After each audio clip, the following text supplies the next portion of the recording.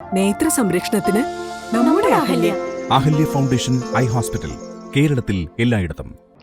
Election ദിനത്തിൽ വ്യത്യസ്തമായ ഹരിത booth ഒരുക്കി മൂവാറ്റുപുഴ നഗരസഭ. മൂവാറ്റുപുഴ നഗരത്തിൽ പ്രവർത്തിക്കുന്ന ടൗൺ UP സ്കൂളിലാണ് നഗരസഭ ആരോഗ്യ വിഭാഗത്തിന്റെ നേതൃത്വത്തിൽ വിവിധ പ്രവർത്തനങ്ങൾ നടത്തി ഹരിത ബൂത്താക്കി മാറ്റിയത്.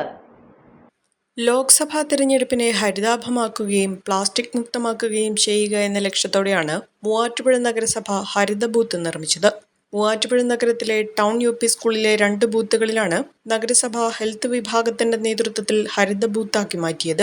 പ്രവേശന കവാടം കുരുത്തോലയിൽ അലങ്കരിച്ചും വോട്ടർമാരെ സ്വാഗതം ചെയ്യുന്ന ബോർഡുകൾ പൂർണ്ണമായും പ്ലാസ്റ്റിക് മുക്തവുമാക്കിയിട്ടുണ്ട്. പ്രകൃതിയെ സംരക്ഷിക്കേണ്ടതിന്റെ ആവശ്യകത ചേമ്പിലയിൽ വിവരിച്ചും വോട്ട് ചെയ്യാനെത്തുന്നവർക്ക് പൂർണ്ണമായും ഹരിതാഭമായ തണ്ണീർപ്പന്തൽ ഒരുക്കിയും ബൂത്തുകളിൽ വരുന്ന മാലിന്യങ്ങൾ ഉൾപ്പെടെയുള്ളവ നിക്ഷേപിക്കുന്നതിന് ഓലയിൽ തീർത്ത കൊട്ടകളും നിർമ്മിച്ചാണ് നഗരസഭ മാതൃകയായിരിക്കുന്നത്.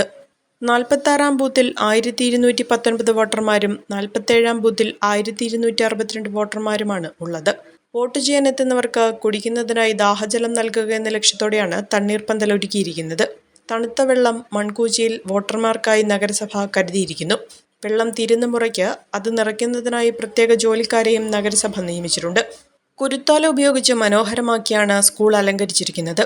നഗരസഭയിലെ ക്ലീൻ സിറ്റി മാനേജർ നൌഷാദ് എയുടെ നേതൃത്വത്തിലാണ് പ്രവർത്തനങ്ങൾ നടത്തിയത്.